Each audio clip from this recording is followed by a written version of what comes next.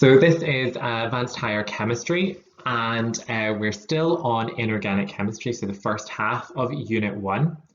And today's topic is the shapes of molecules and valence shell electron pair repulsion theory, or VSEPR. Now, if you are watching this PowerPoint and you're able to click on the hyperlink for that online visualizer, that will give you a link to a website where you can look at the molecules and the shapes in a bit more detail. Now, when we are recalling shapes of molecules from National 5 and higher, we know that methane is a tetrahedron or tetrahedral for the adjective. Ammonia is a trigonal pyramid or trigonal pyramidal if we're using it as an adjective, and that water is angular or bent if we are using the adjective for that, and that we know that there are lots of linear molecules. Any molecule made of only 2 atoms is inherently linear, but then we also have bigger molecules like carbon dioxide that are linear as well. Now, why do molecules have this shape? That's something that we haven't really asked you and we've never really inquired about. Why do molecules have the shapes that they have? Well, as with everything in chemistry, it is to do with electrons. So in a molecule or a polyatomic ion, pairs of electrons repel one another. So that pair of electrons, it could be a covalent bond beside another covalent bond causing repulsion, or it could be 2 electrons on an atom that are not bonded to anything else.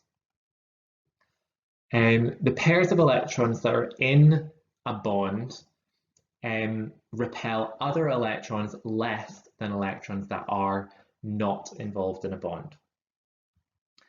And molecules and ions adopt their particular shapes in order to minimize the amount of repulsion between electron pairs. And the theory that underlies this is called VSEPR, valence shell electron pair repulsion theory. So valence shell means that we're talking about the most outer electron shell, electron pairs because we're always talking about pairs, and repulsion because that's what we're trying to minimize and avoid. So valence means outermost, and whenever we're talking about valence shell electrons, we're talking about the central element, and we're also talking about any electrons that are bonded to that central element. Those are the valence electrons. So we need to ask ourselves, how many electrons does the central atom in a molecule have in its outer shell? We need to add 1 electron per single bond around the atom. You will never be asked any molecules that have double or triple bonds because there are different rules for those. So it's only going to be single bonds, and we add 1 electron per bonded atom. And we then need to adjust the total number of electrons if the molecule is charged, whether it's positive or negative. We would add electrons for every negative charge on it, and we would remove an electron for every positive charge. And then finally, it's electron pair repulsion theory. So we divide the total number of electrons by 2 to work out our number of pairs. So we've got 2 ions here. We've got boron hydride, or borane as it's known, and we've got the boron hydride ion. So for the one on the left, borane or boron hydride, the central atom is boron and it has 3 outer electrons. We have 3 bonded atoms, so that gives us another 3 electrons. Finally, we look at the charge. Well, it's neutral, so there's 0 charge, which means we don't add anything.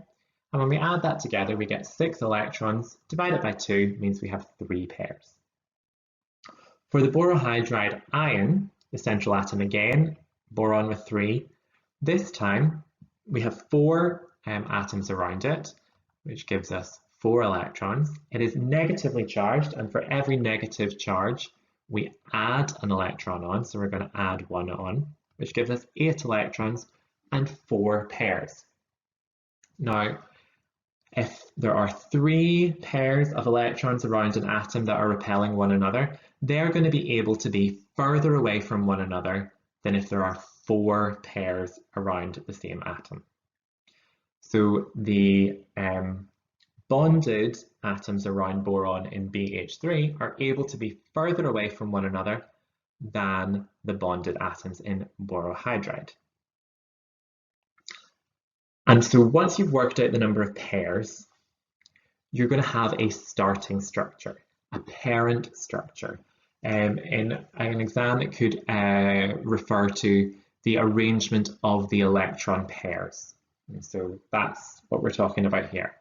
And you would be expected to know from 2 pairs up to 6 pairs what the starting structure is. So for 2 pairs, it's always going to be linear. For 3 pairs, it is trigonal planar. For 4 pairs, it is a tetrahedron. For 5 pairs, it's something called a trigonal bipyramid. Now what that is that along the middle, we have 3 pairs forming a triangle, and then we have 1 pair sticking directly up from the triangle and 1 sticking directly down from the triangle. Octagonal is what we have for 6 pairs, and it's very similar to trigonal bipyramidal, except instead of a triangle along the middle, it is a square. The angle between the electron pairs is going to be 180 degrees for a linear molecule, 120 for a trigonal planar molecule, 109.5 for a tetrahedral. For a trigonal bipyramidal, some of the angles are 120 degrees. That's the ones for the atoms that form the triangle, and then 90 degrees for the 2 that are sticking upright and right down. And in an octagon, all the angles are 90 degrees. Now remember that electron pairs repel one another, but they don't repel each other by the same extent. Non-bonding pairs will have the greatest repulsion with other non-bonding pairs. The next level of repulsion would be between a non-bonding pair of electrons and a bonded pair of electrons, and the lowest amount of repulsion is between a bonding pair and a bonding pair. In a molecule with a mix of bonding and non-bonding pairs, the shapes of molecules change. And we need to learn this table. So if you're a linear molecule, doesn't matter. Even if you only have one thing bonded to you and a bonding pair, you'll still be linear. For a trigonal planar molecule, you can either have 3 bonded pairs, or 2 bonded pairs and 1 lone pair. If you've got 1 lone pair, instead of being trigonal planar, you go to being a bent or angular molecule. If we start with 4 pairs of electrons, if all of the pairs are bonding pairs, you will be a tetrahedron. If you have 3 bonding pairs and 1 lone pair, you will form a trigonal pyramid. That is the shape of ammonia. And then if you have 2 bonding pairs and 2 non-bonding pairs, you will be angular, and that's where the shape of water comes from. If you start off with 5 pairs of electrons, if all of them are bonding, your molecule has a trigonal bipyramidal shape. If you have 4 bonding pairs and 1 lone pair, you have a shape that's called a seesaw, and that's because you've got 2 pairs sort of form the base of a seesaw, and then 2 pairs that look like the actual plank of a seesaw sitting on top of a triangle. If you have 3 bonding pairs and 2 non-bonding pairs, your molecule is a T shape with a 90-degree angle. And if you have 2 bonding pairs, 3 non-bonding pairs, you go to being linear.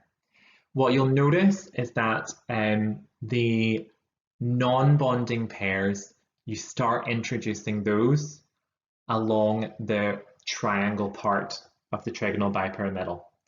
And that is to maximize the distance between the non-bonding pairs. In an octahedral structure, one which has 6 pairs, if there are no non-bonding pairs, you're an octahedron. If you have 1 non-bonding pair, you're a square-based pyramid. If you have 2 non-bonding pairs, your square planar, and those two non-bonding pairs have to be on opposite sides of the molecule. So it's usually drawn with one lone pair above and one non-bonding pair below the central atom. If you've got three bonding pairs, three non-bonding pairs, you are T-shaped, and if you have four non-bonding pairs and two bonding pairs, you are linear. Only through practice and potentially through using modeling kits will that become a lot more instinctual, and you'll get to grips with the shapes of the molecules. So one important thing is looking at the actual repulsion and the effect that that has. So we've got three molecules that you already know the shapes of: methane, ammonia, and water. So we know that they all have four pairs of electrons, and so they're all based on a tetrahedron. In methane, all of the pairs are bonding pairs. In ammonia, we've got one non-bonding pair, three bonding pairs, and in water, we have two bonding pairs to two non-bonding pairs.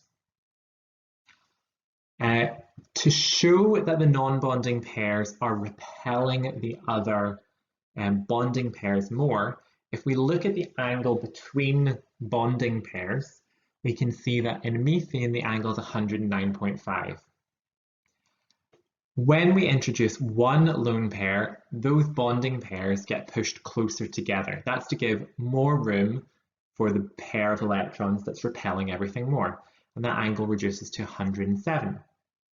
In water, when you increase the number of pairs to two non-bonding pairs, the angle reduces even more to 104.5, and that's because those bonding pairs get repelled away from the non-bonding pairs and therefore are forced closer together, which decreases the angle size. And this is commonly known as the tetrahedral distortion. Similar things are observed for other shapes, however, you only need to be aware of the tetrahedral distortion. Importantly, if you're asked to draw a diagram, and it's a VSEPR question, you need to draw the non-bonding pairs in. So you do draw a bond, and then at the end of that bond you draw two dots, and that represents the non-bonding pair. And in the tetrahedral distortion, for every non-bonding pair, the bond angle decreases by 2.5 degrees. For a trigonal bipyramidal distortion, this is the shape of it, so it's just a bit zoomed in compared to where you saw before. You always take away